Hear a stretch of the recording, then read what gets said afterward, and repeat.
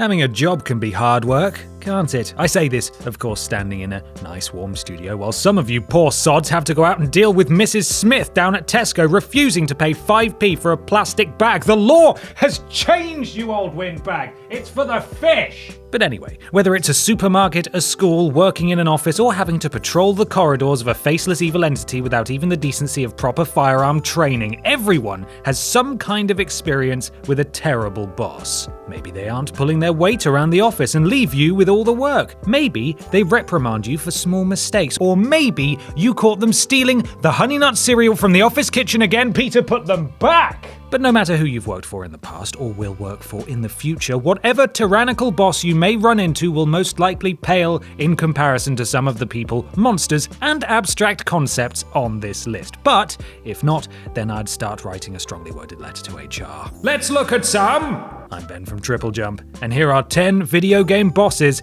it'd be a nightmare to work for. Number 10. Stanley's boss. The Stanley Parable. Arguably the worst kind of boss is an absent boss, and none are more absent than the voiceless, faceless, and bodiless boss from the Stanley Parable, being that he just up and left the building. From the outside, things seem pretty slick, with clean office areas and even a nice sitting area to go for breaks. Oh, isn't that nice? But if you take even a slightly closer look, everything starts to fall down around your ears. Not only can he apparently not keep his workers from mysteriously vanishing in the middle of the workday, but the building itself is riddled with death traps and is infested with a well-spoken narrator hiding in the walls like some kind of mongoose. The sheer state of the meeting room at the beginning of the game is enough to show the sloppiness of the company to start with, only getting worse as you traverse the empty building. Stanley's boss proves himself to be a narcissist with no obvious product, poor people management skills, and a mind control facility under the building.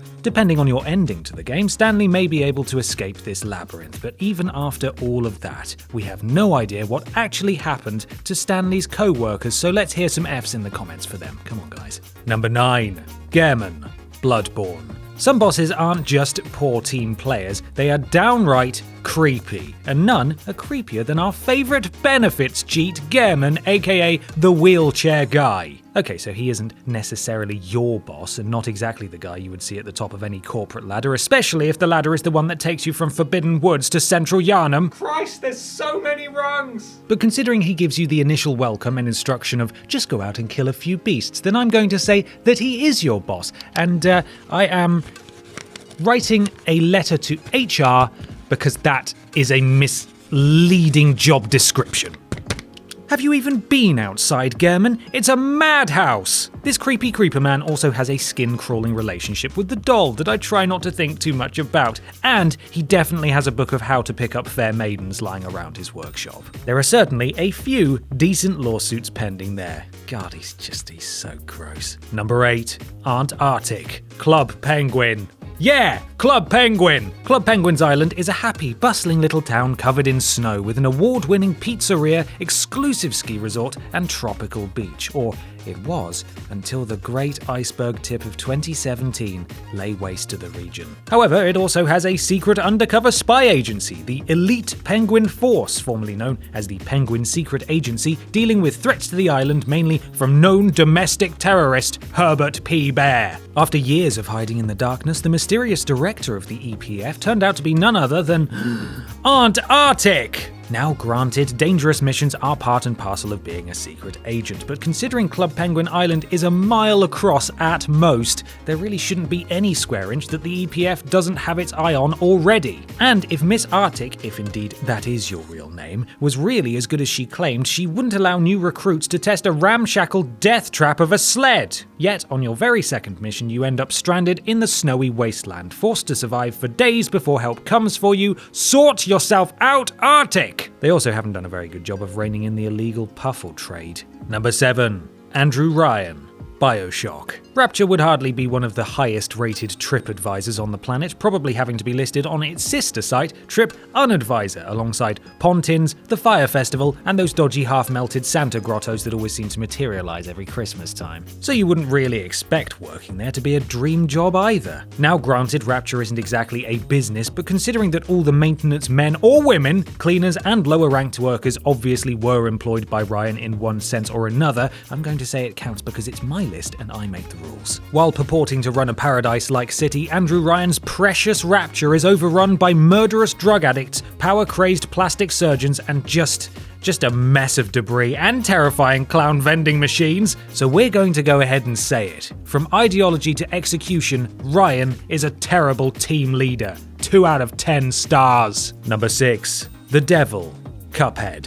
Suffice to say that one of the worst bosses to have is the ruler of where all the worst bosses tend to go. Now, the flaw in this leadership structure is obvious, being led by the actual devil, but ironically, Satan himself at least sticks by his contracts. However, in so doing, he's sending you out as a boss rush bailiff, beating up all the unfortunate humans, animals, robots, sentient vegetables, and blue things to get back the contract to your very soul.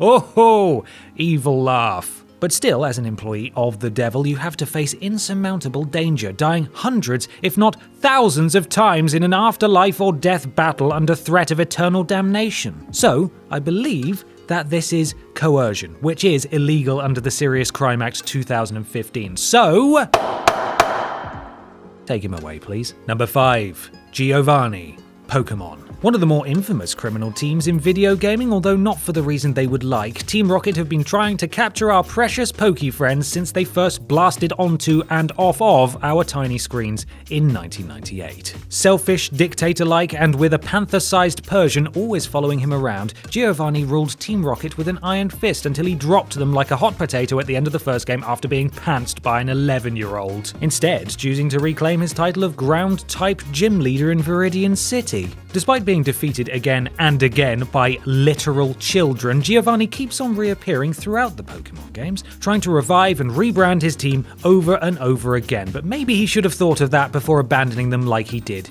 his son. Oh, got him! Regardless, Team Rocket is far more known for the lovably incompetent Team Rocket grunts Jesse and James, so I think they should be the leaders now. Hands up who agrees with that. Right, cool, it's settled then. Congratulations. Number 4. Bowser. We all knew he was going to be on here at some point. The OG bad boss has appeared in so many other games lists. The original Koopa Trooper beams are gonna blind me, but I won't feel blue.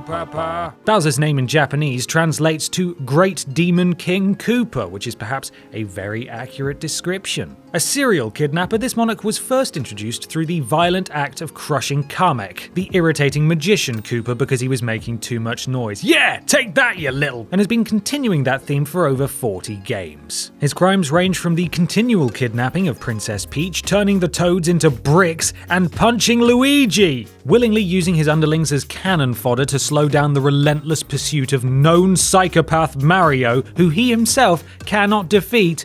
I feel sorry for all the foot soldiers used as pawns in his pursuit of what is, for want of a better term, a crush. Number 3. Cave Johnson, Portal. Former shower curtain salesman and exploding lemon enthusiast Cave Johnson, similar to Stanley's boss, remains unseen throughout both Portal games, forcing us to extrapolate everything we know about him from his rantings on audio recordings, although that's more to do with the fact that he's dead than being a lousy boss. But he is still a lousy boss, and I can prove it. Now, it may seem to be a major plus to have a boss voiced by J.K. Simmons, but you soon find out that this is perhaps his only redeeming feature. Verbally abusive to his staff and his business rivals, threatening them with a barrage of exploding lemons, which is second only in meme status to the cake is a lie. Cave's biggest crime is arguably when he had his personal assistant, and if prevalent fan theories are correct, girlfriend stuffed into a computer against her wishes, triggering her to turn homicidal and causing the whole plot of Portal to kick off in the first place. Nice going, Cave, and on Bring Your Daughter to Work Day too. Number 2. WALLACE BREEN, Half-Life. It has got to say something about the state of your world if two people from the same universe end up on this list. Rival science innovator to Cave Johnson and super-duper mad scientist WALLACE BREEN was in charge of Black Mesa during the horrific Lambda incident, allowing your world-leading scientists on the forefront of cutting-edge, multi-dimensional technology to be mercilessly slaughtered first by interdimensional aliens and then by trigger-happy armed soldiers is perhaps the worst mistake in the big book of management uh-ohs. But that didn't seem to do much against his record, as he was then appointed to basically head of Earth. But as he is a puppet for the aliens, I'd say that his position as boss is kind of in name only at that point. Number 1. Oswell E. Spencer, Resident Evil. Why do they keep giving the Umbrella Corporation liability insurance? Operating under the loosest possible definition of pharmaceuticals rather than simply indulging in the normal big pharma crimes of animal testing, overpricing life-saving medicine, and preying on women's low self-esteem, Umbrella Corp has done many things including eugenics, making bioweapons, and starting a zombie plague. All of this, of course, comes under the umbrella of CEO and owner of the most evil-sounding name in the world, Oswell E. Spencer, who had proven himself to be a less than stellar employer. With the vast majority of his employees now listed as deceased, he's allowed them to become zombified, turned into straitjacket-wearing spider creatures, blob monsters, and whatever the hell this thing is. Also, he apparently inflates his company's reviews on Glassdoor. Avoid like the plague. And that's our list. If you have any other terrible bosses to report, be sure to list them in the comments below. You can follow myself and TripleJump on Twitter here, and while you're at it, why not support the things you enjoy by having a look at our Patreon. Finally, don't forget to like the video, share it with your friends, and subscribe to the channel. I'm Ben from TripleJump, and thanks for watching.